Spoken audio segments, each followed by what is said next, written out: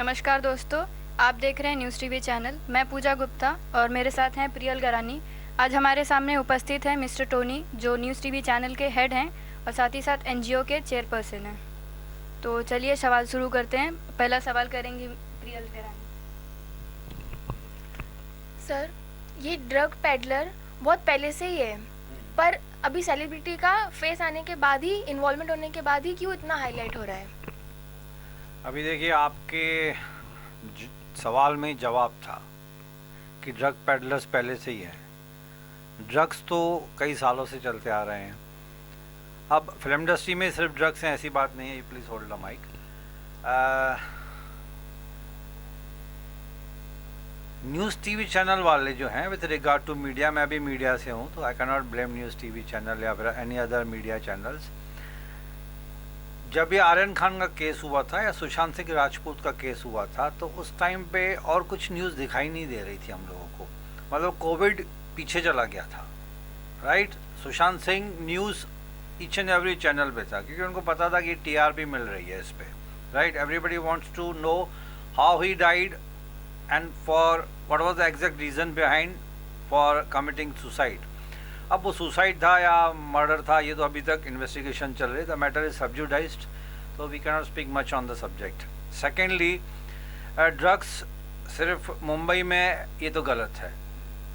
पूरे इंडिया में ड्रग्स फैले हुए हैं, कहीं ना कहीं तो हर स्टेट में थोड़े बहुत ड्रग्स चलते हैं, कहीं किसी स्टेट में ज़्यादा होता है। अब जहाँ पे बाइंग कैपेसिटी होती है तो वहाँ पे ज़्यादा होता है। अब सेलिब्रिटी को इन्वॉल्व करना, आप देखिए एनसीबी यानी कि नारकोटिक्स कंट्रोल ब्यूरो डिपार्टमेंट तो खुद पब्लिसिटी नहीं कर रहा था। उसकी पब्लिसिटी कौन कर रहा था? न्यूज़ टीवी चैनल वाले ही कर रहे थे ना। तो उनको पता है कि यहाँ से टीआरपी मिलेगी। आप यूट्यूब पे एक वीडियो अपलोड कर लो तो आप खुश होते हो कि अरे यार मेरे को 2 लाख व्यूज़ मिल गए। Same is the case with news TV channel also. वहाँ पे 21,000 करोड़ के ड्रग्स पकड़े गुजरात के पोर्ट पे। उसका तो किसी चैनल वालों ने दिखाया नहीं, क्योंकि बहुत सारे ड्रग्स पकड़ते हैं एनसीबी। मतलब डेली पुलिस एंड एनसीबी अगर ड्रग्स पकड़ती हैं तो हज़ारों लाखों करोड़ों के ड्रग्स पकड़ती हैं, वो तो कभी हाईलाइट नहीं होते हैं। इसमें आर्यन खान था, and Aryan Khan is the son of superstar mister Shahrukh Khan. तो मेरे ख्याल से एक पान वाले से लेकर बड़े से बड़े इंडस्ट्रियलिस्ट को भी इसमें रुचि पैदा हो गई कि भाई इतने बड़े आदमी का नाम है तो टीआरपी तो बनती है। और टीआरपी बढ़ाता और उसमें मसाला डालता कौन है? चैनल वाले। अगर आप सिंपली हेडलाइन डाल के छोड़ दोगे कि Aryan Khan was arrested because of drugs consumption और पोजेशन ऑफ द ड्रग्स, उसके बाद आप सेकेंड लाइन कुछ और दिखा दो न्यूज़, लेकिन 24 आवर्स आर्यन खान ही चल रहा था। तो टीआरपी या फिर इसको हाईलाइट में लाने वाले मीडिया वाले ही हैं। एनसीबी खुद तो नहीं चाह रहा था ना कि इसको, एनसीबी वालों के लिए तो एक मामूली सा केस था। आर्यन खान अगर समझो टीम में नहीं होता, दूसरे जो उसके साथी थे वो इतनी हाई सेलिब्रिटी नहीं थे। अमीर लोग थे लेकिन इतने सेलिब्रिटी नहीं थे। अगर वो पकड़े जाते तो किसी को पता भी नहीं चलता। सुशांत सिंह की डेथ हुई बेचारे की, तो he was a celebrity, he was an actor. फिर उसमें बहुत सारे मसाले आ गए, बहुत सारे। अच्छा, इसमें यूट्यूबर्स तो अपनी अपनी भी फिर इन्वेस्टिगेशन चालू करते थे। वहाँ पे जज का ट्रायल चालू नहीं हुआ, यहाँ पे आजकल मीडिया ट्रायल चालू हो जाता है।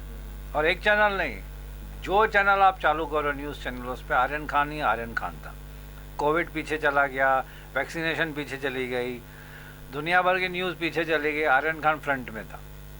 तो इसमें न्यूज़ चैनल को जहाँ से टीआरपी मिलेगी, बट नेचुरल, उनका भी कसूर नहीं है।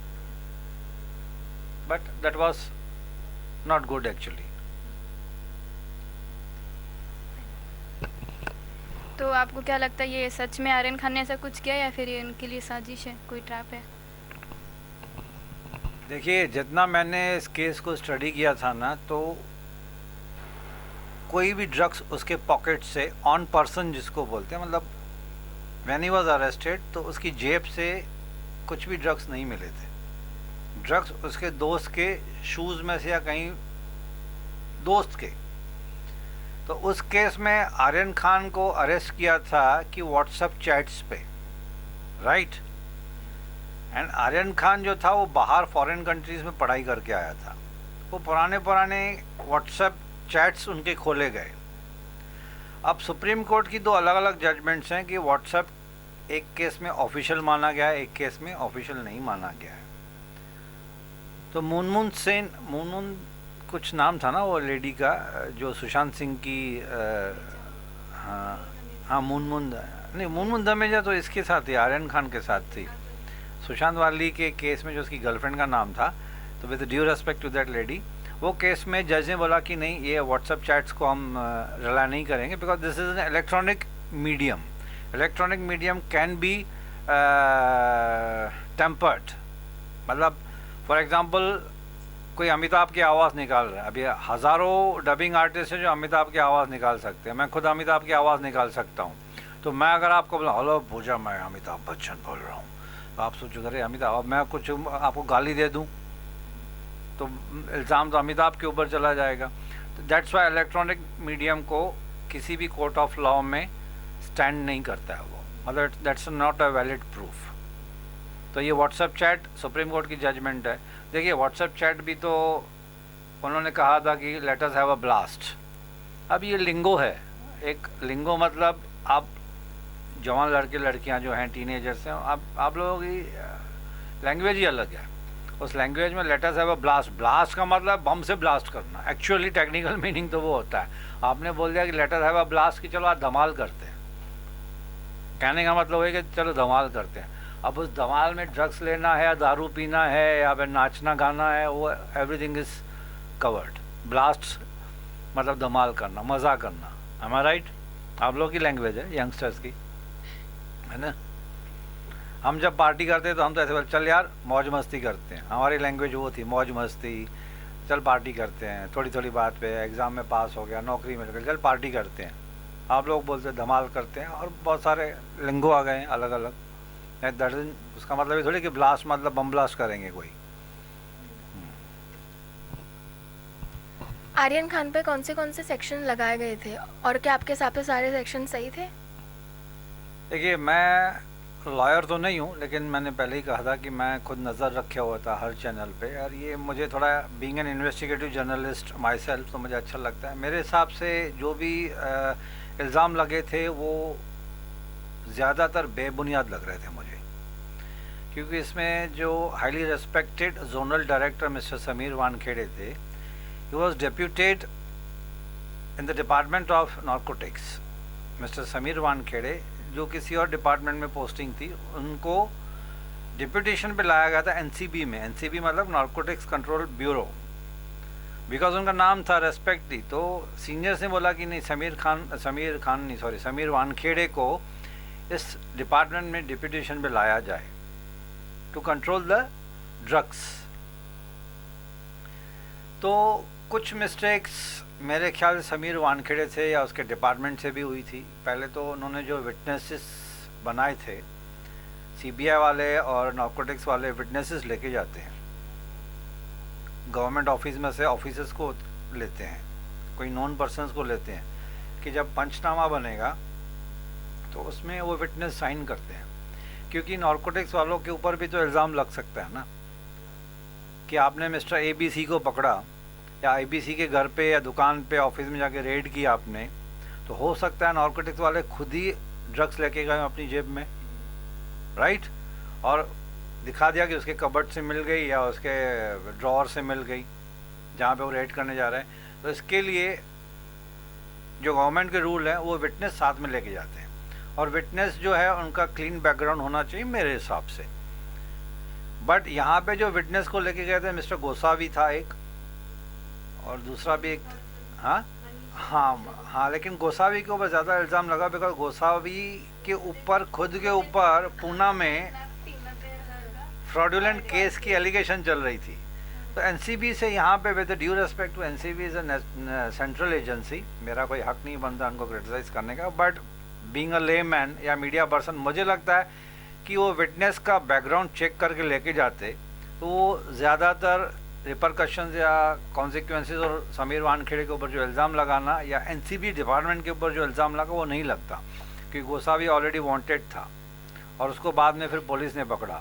अब गोसावी का जो पर्सनल बॉडीगार्ड था, आई फॉरगॉट हिज नेम, उसने ऑन कैमरा पता नहीं कितने चैनल्स को बोल दिया कि इसमें प्रभाकर सैल या प्रभाकर सैल ने फिर ऑन कैमरा बोल दिया कि इसमें कुछ एक्सटॉर्शन का एंगल आ गया कि चलो शाहरुख खान से इतना एक्सटॉर्ट करेंगे पैसा, फिर आपस में बांटेंगे हम लोग. Some amount was told by this Prabhakar Sail, 25 crore 21 crore something, वो फिर डिवाइड कर लेंगे. फिर उन्होंने बोला कि नहीं बहुत ज़्यादा है, थोड़ा कम करते हैं, then we will divide and distribute the amount. अब देखिए ये तो सब एलिगेशन है. अब मैटर जा रहा है कोर्ट में, चला गया, राइट. इसके बीच में हमारे मिनिस्टर मिस्टर नवाब मलिक ने समीर वानखेड़े के ऊपर बहुत सारे इल्ज़ाम लगा दिए, बहुत सारे एलिगेशंस लगा दी. अब मिस्टर समीर वानखेड़े जो जोनल डायरेक्टर हैं एनसीबी के, उनका टेन्यूर ख़त्म हो रहा है 31 दिसंबर को. डेपुटेशन मैंने बोला ना, डेपुटेशन में आदमी 6 महीना 1 साल 2 साल मैक्सिमम इतना ही होता है. तो ऑन डेपुटेशन उनका टेन्यूर अभी 31 दिसंबर को ख़त्म हो रहा है एनसीबी में. इसके बाद वो टेन्यूर उनका बढ़ा रहे हैं या नहीं बढ़ा है, that depends upon NCB boss, right. लेकिन मेरे हिसाब से टेन्यूर शायद नहीं बढ़ाएंगे उनका, मेरे साथ, बिकॉज एज पर, क्योंकि समीर वानखेड़े के ऊपर विजिलेंस केस चल रहा है अभी. जो दूसरों के ऊपर केस करा था अब उनके ऊपर केस चालू हो गया, क्योंकि एलिगेशन इतनी आ गई उनके ऊपर. अब देखिए उनके ऊपर एलिगेशन आ गई, बहुत सारी एलिगेशन आ गई. मेन तो उनके कास्ट के ऊपर एलिगेशन आ गई. अब कास्ट के ऊपर जब एलिगेशन आ गई, उसके बाद फिर ये आ गया कि वो एक्सटॉर्शन ऑफ मनी वाला केस चल रहा है, और ये सेलिब्रिटीज़ को जानबूझ के तंग कर रहा है ताकि लाइमलाइट में आ जाए या फिर वहाँ से पैसे एक्सटॉर्ट कर सके. ये सब एलिगेशंस नवाब मलिक साहब ने उनके ऊपर लगाई, जो खुद ऑनरेबल रेस्पेक्टेड मिनिस्टर है. अब जो कोई आदमी जब इतने सारे इल्ज़ाम लगा रहा है तो हो सकता है उनके पास कोई ठोस सबूत हो. एज अ लेमैन हम तो टीवी देख के, न्यूज़ देख के ही पता कर रहा है कि एक्चुअल में होता क्या है. अब महाराष्ट्र पुलिस ने अलग से इन्वेस्टिगेशन चालू कर दी है समीर वानखेड़े के ऊपर. अब उसके ऊपर दो चल रहा है. एक तो विजिलेंस ये केस को देख रही है, प्लस महाराष्ट्र गवर्नमेंट ने, महाराष्ट्र पुलिस ने समीर वानखेड़े के ऊपर अलग से कमेटी बिठाई है जो अलग ही इन्वेस्टिगेशन कर रही है. तीसरा, उसके कास्ट सर्टिफिकेट के ऊपर जो नवाब मलिक ने इल्ज़ाम लगाया था कि जो समीर वानखेड़े हैं उनके डैडी का नाम था ज्ञानदेव, क्या सरनेम थी, मुस्लिम सरनेम बताई थी, खान कुछ तो सरनेम थी ना उसकी. मतलब एक्चुअली इज़ अ मुस्लिम. समीर वानखेड़े जो है वो मुस्लिम है, तो उनको शेड्यूल कास्ट के कोटा में से जॉब कैसे मिला. दैट मीन्स नवाब मलिक का एलिगेशन है कि उन्होंने अपने कास्ट सर्टिफिकेट के साथ छेड़खानी की है, टेम्परिंग किया, या फिर फेक सर्टिफिकेट है उसका. तो उसके ऊपर भी एक अलग से इन्वेस्टिगेशन हो रही है. And it's a serious issue. I repeat, this is a very serious issue. ये मैं नहीं बोल रहा हूँ. ये schedule caste schedule tribe commission होती है जो सेंट्रल गवर्नमेंट ऑफ इंडिया के अंडर में एक मिनिस्ट्री है.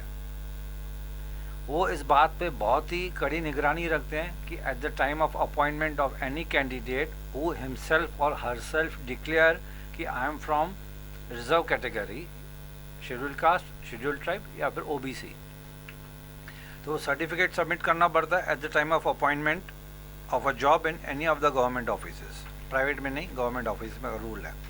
तो गवर्नमेंट ऑफिसर की ड्यूटी बनती है एचआर डिपार्टमेंट की, पर्सनल डिपार्टमेंट की, वो कास्ट सर्टिफिकेट को वेरीफाई करना. कहाँ से वेरीफाई करते हैं? From where it is issued. For example mister ABC बोल रहा है कि मैं रिजर्व कैटेगरी का हूँ, यानी कि SC/ST कैटेगरी का हूँ, तो वो तो सबमिट करेगा, राइट. उसके बाद HR डिपार्टमेंट, जहाँ पे गवर्नमेंट डिपार्टमेंट का वहाँ पे उसको जब जॉब मिल गया, तो गवर्नमेंट डिपार्टमेंट से एक लेटर जाता है वहाँ से उस पंचायत को, तहसीलदार को, the issuing office of that SC/ST certificate. ये सर्टिफिकेट आपने इशू किया. नहीं तो एक लाइजन ऑफिसर होता है गवर्नमेंट ऑफिस में, SC/ST लाइजन ऑफिसर, वो खुद पर्सनली भी जाता है कभी कभी उस सर्टिफिकेट को वेरीफाई करने के लिए कि ये सर्टिफिकेट आपके ऑफिस से इशू हुआ है कि नहीं.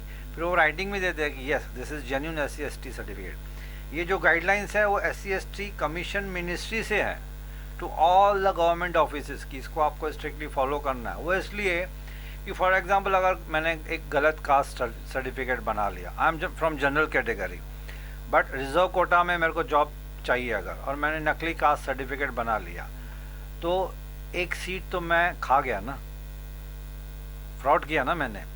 तो वो सीट अगर मैं ना खाता तो एक्चुअल जो कास्ट सर्टिफिकेट जो एक्चुअल कास्ट को बिलोंग करता है SC/ST, तो उसको मिलती ना बेचारे को जॉब. मतलब मैंने उसका हक खा लिया. तो इसके लिए SC/ST कमीशन बहुत स्ट्रिक्ट गाइडलाइंस बना के रखी हैं which are to be followed by all the government offices. अब कास्ट वेरिफिकेशन कमेटी है, उन्होंने समीर वानखेड़े को बोला कि आप अपना ओरिजिनल सर्टिफिकेट कास्ट वेरीफाई कीजिए हमारे ऑफिस में आके। अब उस बात को मेरे ख्याल से बहुत दिन हो गए हैं। अब लेटेस्ट न्यूज़ जो मैंने सुनी थी लास्ट वीक, समीर वानखेड़े ने एक्सटेंशन ऑफ टाइम मांगा है। अब यहाँ भी थोड़ा सा वापस से एक नया एंगल पैदा होता है कि अगर आपके पास कास्ट सर्टिफिकेट रेडी है, होना भी चाहिए, तो why you are taking so much of time? Am I right?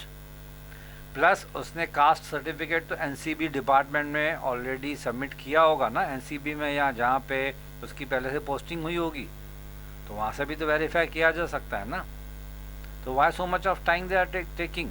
अगर मेरे पास एक सर्टिफिकेट है ग्रेजुएशन का, तो मैंने उसको संभाल के रखा है, कोई मेरे से पूछेगा तो मैं एक दिन में उसको सबमिट कर दूंगा। Why to take so much of time? 1-2 महीना लगाना मतलब, फिर देखिए इन सब चीज़ों से ना लोगों के दिल दिमाग में एक नया शक पैदा होता है, फिर उसके ऊपर एक नई एलिगेशंस कोई मिनिस्टर लगा देगा कि इतना टाइम क्यों लगा रहे हो आप। तो ये मतलब ऑल कनेक्टेड एंड इंटरकनेक्टेड चीज़ें हैं, और इसमें कुछ मिस्टेक्स हुई हैं एनसीबी से, with due respect to the functioning of NCB. Witness को चेक नहीं किया गया। अब गोसावी जेल में है, राइट? आर्यन खान के पोजीशन में व्हेन ही वाज अरेस्टेड कोई ड्रग्स मिले नहीं, एंड उसमें कंजम्पशन के लिए 1 साल की सज़ा है, या तो 1-2 वार्निंग देके छोड़ देते हैं। अब इतने सारे ड्रग पेडलर्स, फर्स्ट क्वेश्चन जो आपका था मैं उसके ऊपर आ रहा हूँ, कि इतने सारे ड्रग पेडलर्स हर कोने में, हर स्टेट में आपको मिलेंगे जो छुप छुप के ड्रग्स ले रहे हैं। इतनी सारी पार्टीज होती हैं, उसमें भी आजकल बच्चे लोग ड्रग्स ले रहे हैं, राइट? तो कंजम्पशन ऑफ ड्रग्स के लिए अलग से लॉ है, एंड कमर्शियल यूज़ एक क्वांटिटी है, उससे ज़्यादा अगर मेरे जेब से ड्रग्स मिले तो कंजम्पशन का तो केस लगेगा ही लगेगा, बट कमर्शियल यूज़ कर रहा हूँ, मतलब मैं अपने कंजम्पशन के लिए नहीं, मैं उसको बेचने के लिए, तो वो और ज़्यादा सीरियस क्राइम हो जाता है। तो आर्यन खान के जेब से तो कुछ ड्रग्स मिले ही नहीं थे पहली बात तो। फॉर दैट उसको 28 डेज के अंदर जेल में रखा गया था। That was questionable. 6 लाख रुपए खर्चा करके भी गए। सबसे लोएस्ट टिकट 80,000 था, उसमें से 6 ऑफिसर्स उनके गए थे।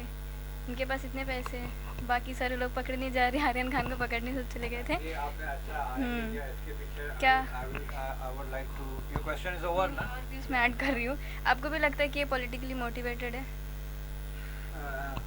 देखिए, सबसे पहले तो जितना टीवी न्यूज़ में मैंने देखा, मैं बहुत माइन्यूटली चेक करा था सब चीज़ को। 1500 के आसपास, 1200-1300 उस क्रूज शिप में थे, राइट? फर्स्ट क्वेश्चन, जब इन्होंने चलो खर्चा किया, गवर्नमेंट के खर्चे पे वो लोग गए अगर अंदर टिकट लेके, ऐसा पैसेंजर बन के गए, राइट? तो उन्होंने सबको चेक किया क्या, कि सिर्फ 6 और 8 लोगों को ही चेक किया, बाकी को जाने दिया? अब इन्वेस्टिगेशन चल रही होगी, बट नेचुरली विजिलेंस डिपार्टमेंट घुस गया इसमें, तो हम तो बच्चे हैं उनके सामने। तो मेरे ख्याल से 1200 या 1300 जितने भी लोग थे क्रू उसमें, उनको बिना चेकिंग के क्यों छोड़ा गया? Point number 1, as a layman बोल रहा हूँ मैं। एक पार्टी के अगर आप रेड मारते हैं तो पहली बात तो उसको एरिया को सील कर देते हैं, no ins and no outs. I repeat, no ins no outs, ना किसी को अंदर आना है ना किसी को बाहर जाना है। 1200 फॉर एग्जांपल क्रूज में 1200 थे भाई, सब लाइन में खड़े हो जाओ, आर्यन खान हो या फिर दूसरा सेलिब्रिटी हो, कोई भी, सब लाइन में खड़े हो, कॉमन लोग है सब लोग। रेड पड़ती है तो सब कॉमन है, nobody is given A privilege and special status. क्या 1200 लोगों की चेकिंग हुई थी? अगर हुई थी तो वो रिपोर्ट में होना चाहिए, राइट? कि यस 1200 लेडीज़ की चेकिंग लेडीज़ करेंगे, जेंट्स की चेकिंग जेंट्स करेंगे, जो कॉमन सा रूल है। तो विजिलेंस डिपार्टमेंट वो खुद ब खुद देखेगा, जिसके ऊपर अभी इन्वेस्टिगेशन चल रही है, कि सिर्फ 6 या 8 लोगों की क्यों पकड़े गए, बाकी के लोगों को क्यों छोड़ा गया। छोड़ा गया तो उनके पास चेकिंग की आप लोगों ने, उनके पास कुछ नहीं मिला। अच्छा, इनके पास भी तो नहीं मिला था ना, आर्यन खान के पास भी तो नहीं मिला था ना, तो इसको क्यों पकड़ा? इसके दोस्त के पास मिला। कल कोई मैं अपने दोस्त के साथ पार्टी में जा रहा हूँ, चलो दोस्त तो छोड़ो, मैं अपने बेटे के साथ जा रहा हूँ, भाई के साथ जा रहा हूँ, अगर उसके पास ड्रग्स है, दैट डजंट मीन कि मैं अपने दोस्त के साथ जा रहा हूँ अगर पार्टी में, तो मैं उसकी चेकिंग थोड़ी करके चलूँगा, या मैं उसको पूछूंगा क्या कि क्या ड्रग्स है क्या तुम्हारे पास, या पिस्टल है, या बम है? ऐसा थोड़ी कोई पूछता है। पार्टी में जा रहे हैं तो जा रहे हैं। अब दोस्त की जेब से निकला था डजंट मीन कि मैं भी ड्रग्स लेता हूँ। ड्रग्स लेते हुए तो आर्यन खान को नहीं पकड़ा था ना, ड्रग्स कंज्यूम करते हुए तो नहीं पकड़ा था ना, ड्रग्स बेचते हुए किसी को हैंडओवर करते हुए तो नहीं पकड़ा था ना। दोस्त के पास से ड्रग्स मिले तो इसमें आर्यन खान का क्या कसूर, just because he was accompanying him. बराबर है ना? लगता है कि ये पॉलिटिकली मोटिवेटेड है। इसको मैं वर्ड पॉलिटिकली मोटिवेटेड नहीं बोलूँगा, मैं बोलूँगा कहीं ना कहीं इन्वेस्टिगेशन में लूप होल्स हैं। कहा जाता है ना कि महाराष्ट्र सरकार को डिफेम किया जा रहा है। देखिए ये तो इसके ऊपर अब पॉलिटिकल बात करेंगे ना तो पूरा दिन निकल जाएगा इसमें, क्योंकि महाराष्ट्र गवर्नमेंट की वर्जन अलग है, सेंट्रल गवर्नमेंट की अलग है। Central government is run by BJP and Maharashtra government is run by 3 parties now, Congress, BJP and main is Shiv Sena. तो वो एलिगेशंस तो हर बात पे लगी रही हैं। तो एक कॉमन सा फंडा है कि जो पार्टी की रूलिंग में होती है वो कुछ भी काम करे तो अपोजिशन वाले हंगामा करते हैं एंड वाइस वर्सा, राइट। मैं ये नहीं बोलूँगा कि पॉलिटिकल मोटिवेटेड था, मैं बोलूँगा एज अ लेमैन कि मुझे ऐसे लग रहा है कि बहुत सारे लूपहोल्स थे इसमें, काफ़ी लूपहोल्स थे इन्वेस्टिगेशन में। और ऐसे एज अ लेमैन मेरे माइंड में शक आ रहा है, डाउट्स आ रहे हैं कि इतने सारे लोगों को छोड़ के 6 लोगों को पकड़ा। पहली बात तो 1200 लोगों की रिपोर्ट भी उसमें होनी चाहिए, राइट। जब सुप्रीम कोर्ट ने खुद ही बोला है कि WhatsApp chat is not official document to have a valid legal stand in the court of law, तो इसके इतने पुराने चैट्स खोल के 28 से 21 दिन तक जेल में रखने का मतलब क्या है, जब व्हाट्सएप चैट लीगल है ही नहीं। तो इसके पास ना ड्रग्स मिले। आप बोल रहे हो कि चैटिंग में पता चला कि was dealing with some foreign peddlers, right. Supreme court खुद बोल रहे हैं कि व्हाट्सएप चैट लीगल ही नहीं है, तो 21 दिन तक जेल में रखना मतलब कहीं ना कहीं कुछ लूप होल्स हैं। अब आप इसको पॉलिटिकल मोटिवेटेड बोल दो या फिर न्यूज़ चैनल वाले इसको बहुत सारे एंगल्स में डाल रहे हैं, but as a common man मुझे लग रहा था कहीं ना कहीं बहुत सारे लूप होल्स है इस इन्वेस्टिगेशन में, जो कि वी एक्सपेक्ट एनसीबी और that to such a upright person जो ऑफिसर माना जाता है। समीर वानखेड़े का एनसीबी में बहुत नाम कमाया उसने, he was specially called in Mumbai, right. तो वी एक्सपेक्ट कि उसकी इन्वेस्टिगेशन में लूपहोल्स नहीं होने चाहिए। इतना बड़ा ऑफिसर, इतना अपराइट ऑफिसर, अपराइट का मतलब होता है कि जो करप्शन नहीं लेता है, मतलब करप्शन में, ब्राइब में, कहीं पे भी इन्वॉल्वमेंट में उसका पहले नाम ही नहीं था। That's why he was specially brought in by the NCB. लेकिन इतने सारे लूपहोल्स हैं इसके इन्वेस्टिगेशन में। एज अ कॉमन मैन जब मैं बोल रहा हूँ तब विजिलेंस वाले तो पता नहीं क्या क्या खोदेंगे उसको अभी, राइट। अब उसकी रिपोर्ट कॉमन पब्लिक को बताया जाएगा कि नहीं बताया जाएगा वो उनके ऊपर डिपेंड करता है, बट कोई ना कोई तो आरटीआई करेगा। इस केस का क्या हुआ, अभी तो केस चल रहा है, अभी तो केस ठंडा भी हो गया। आर्यन खान बाहर आ गया, नवाब मलिक को कोर्ट ने बोला कि आप फालतू के एलिगेशंस बिना सबूत के मत लगाओ। फिर वानखेड़े फैमिली ने मिनिस्टर के ऊपर कंप्लेंट कर दी, नवाब मलिक के ऊपर डिफेमेशन केस कर दिया कि ये अननेसेसरी एलिगेशन लगा के हमारे पूरे फैमिली का नाम ख़राब कर रहा है, समीर वानखेड़े का नाम ख़राब कर रहा है, उनके फादर का नाम ख़राब कर रहा है। फिर नवाब मलिक ने एक नया एलिगेशन लगा दिया, आपका क्वेश्चन हो सकता है उसमें हो, कि Sameer Wankhede at the age of 17, जब समीर वानखेड़े 17 साल का था, ये एलिगेशन है, तब उनको एक बियर बार लाइसेंस दिया गया था। ये नवाब मलिक का नया एलिगेशन है। आई रिपीट, आपका क्वेश्चन है कि नहीं है, लेकिन बात याद आ गई तो मैं बता रहा हूँ। एक 17 साल के बच्चे को तो आप बियर बार का लाइसेंस नहीं दे सकते हो ना, क्योंकि 18 साल, अब तो ड्रिंकिंग एज ही 21 या 25 समथिंग है, लेकिन उस टाइम पे चलो दिया भी गया होगा, तो उस टाइम पे 18 साल तो से नीचे वाले को माइनर माना जाता है, तो उसको बियर बार या एक लाइसेंस कैसे दिया अल्कोहल का बार चलाने के लिए। फिर थोड़ी सी इन्वेस्टिगेशन हुई तो पता चला नवाब मलिक या किसी ने एलिगेशन लगाया कि जब ये लाइसेंस इशू हुआ था समीर वानखेड़े को, eight the time was only 17 years old, उस टाइम पे उनके डैडी जो मिस्टर वानखेड़े हैं, ज्ञानदेव वानखेड़े, हाँ, वो दाऊद वानखेड़े के नाम से उनका एलिगेशन था कि उनका एक्चुअल नेम दाऊद है, राइट। बट वो आगे मैं बता रहा हूँ इसकी स्टोरी। तो एलिगेशंस ये आया कि at the time mister Gyandev Wankhede जो थे वो एक्साइज में जॉब करते थे। एक्साइज डिपार्टमेंट से ही लाइसेंस इशू होता है बियर बार का और अल्कोहल का, वाइन शॉप का।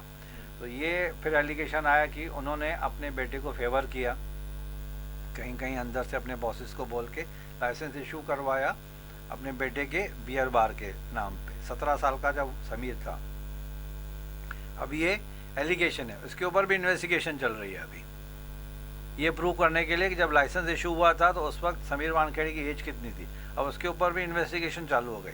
मतलब जितने भी allegation Mister honourable minister Mister Nawab Malik लगा रहे हैं या फिर और कोई लगा रहा है, तो गवर्नमेंट उसको इन्वेस्टिगेशन करती ही है।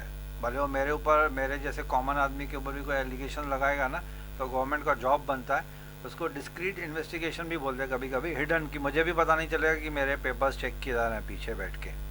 तो इन्वेस्टिगेशन तो चल रही है, दोनों तीनों एंगल से चल रही है। अब सच्चाई आ जाएगी, एलिगेशन है कि सच्चाई है वो तो पता चल ही जाएगा। फिर इनके कास्ट के ऊपर उठाया गया। रिसेंटली टारगेट किलिंग हुई थी कश्मीर में, जिसमें हिंदू सिख प्रिंसिपल्स मारे गए थे। हाँ, तो महबूबा मुफ्ती उस पर कुछ नहीं बोली थी, लेकिन बीच में अभी मुस्लिम कार्ड यूज़ किया गया। क्यों?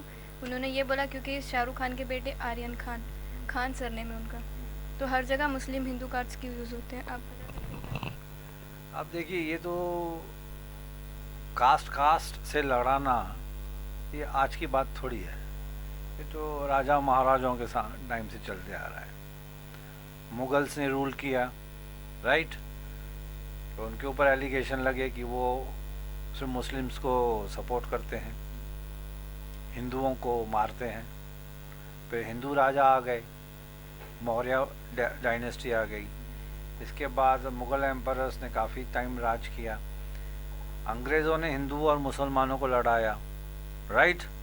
अब मेरे को एक सिंपल सी बात बताओ, आपके पड़ोस में कोई मुसलमान रहता है, आप हिंदू हो, आपके पड़ोस में कोई मुसलमान रहता है, बचपन से उसके बच्चे और यानी कि आप दोस्ती हो गई, राइट। ईद पे आप उनको ग्रीट करोगे, दिवाली पे वो आपको ग्रीट करेंगे, दिवाली पे आप उनको स्वीट्स दोगे, ईद पे वो आपको स्वीट्स देंगे। हाँ, मतलब इंटर एक्सचेंज हो गया ना, ये exchange of culture, exchange of tradition. अब आप ये थोड़ी ना सोचोगे वो मुसलमान की बेटी है तो मैं उससे दोस्ती क्यों रखूँ। हाँ, अब वो मुसलमान की बेटी भी ये थोड़ी ना सोचे कि हिंदू की बेटी। अब देखो स्कूल में, कॉलेज में, ऑफिस में, वर्किंग प्लेसेस पे हिंदू मुसलमान ये हम देखते ही नहीं है। ये हमको लड़ाता कौन है? जिसका वेस्टेड इंटरेस्ट होता है कि लड़ाओ और फिर वोट बैंक बनाओ। am I right? बाहर इतने सारे हिंदू मुसलमान के लफड़े होते हैं, तो क्या मैं अपने बाजू वाले मुसलमान को मारूंगा या वो मुझे आके मारेगा? अरे हमारा तो भाई भाई का रिलेशन है भाई, am I राइट? ये अंग्रेज लोग लड़ा के गए हम लोगों को, पाकिस्तान अलग करना था उनको, तो अंग्रेज़ों ने वो एक नब्ज़ पकड़ ली कि Jinnah wanted a separate nation because he wanted to become prime minister. यहाँ पे गांधी ने और जवाहरलाल नेहरू ने एज गिवन टू अंडरस्टैंड, मैं भी पैदा नहीं हुआ था, हिस्ट्री पढ़ोगे तो जवाहरलाल नेहरू ने उनको बोला था कि ठीक है मुझे प्राइम मिनिस्टर मत बनाओ, आप जिन्ना को बना दो if you wants to become a prime minister, but he wanted a separate nation completely मुसलमान जिसमें आएंगे सिर्फ। तो अंग्रेज़ों ने इस बात को पकड़ लिया था कि यार ये तो बहुत ख़तरनाक कार्ड है, लड़ाओ। वो तो छोड़ के जाने वाले थे ना, पीछे लफड़े चालू करके चले गए। अब तब से हिंदू मुसलमान बेचारे फाइट कर रहे हैं, लेकिन वो फाइट छोटी सी होती है तो उसको बड़ा के बड़ा कर देते हैं। मुझे नहीं लगता है कि मेरे बिल्डिंग में कोई मुसलमान होगा तो मैं उससे रिलेशन ख़राब कर दूंगा या फिर वो मेरे से रिलेशन ख़राब कर देगा। हमारा राइट, हम पार्टी में जाते हैं, अच्छा ये तो छोड़ो, आप रिक्शा में, शेयर रिक्शा में जाते हो तो आप ये देखते हो क्या कि बाजू में जो को पैसेंजर है वो मुसलमान है या हिंदू है या गुजराती है, बंगाली है, तो मैं नहीं बैठूंगी। ट्रेन में, प्लेन में, कहाँ आप डिफ्रेंशिएट करोगे भाई? तो ये वेस्टेड इंटरेस्ट हैं लोगों के जो जानबूझ के कीड़ा मन में डाल देते हैं। एक्चुअल में तो कॉमन पब्लिक को कोई फ़र्क नहीं पड़ता है। क्या आप ये कहना चाहते हैं कि ये मुस्लिम कार्ड यूज़ हो रहा है हिंदू नोट बैंक के लिए? आपने पूछे, मैं यही ये तो पहले कहा। सालों से चलते आ रहा है, ये तो सालों से चलते रहा, कोई नई बात थोड़ी है ये। हाँ, ये तो होता ही है, ये तो सिर्फ हिंदू मुस्लिम काट थोड़ी है।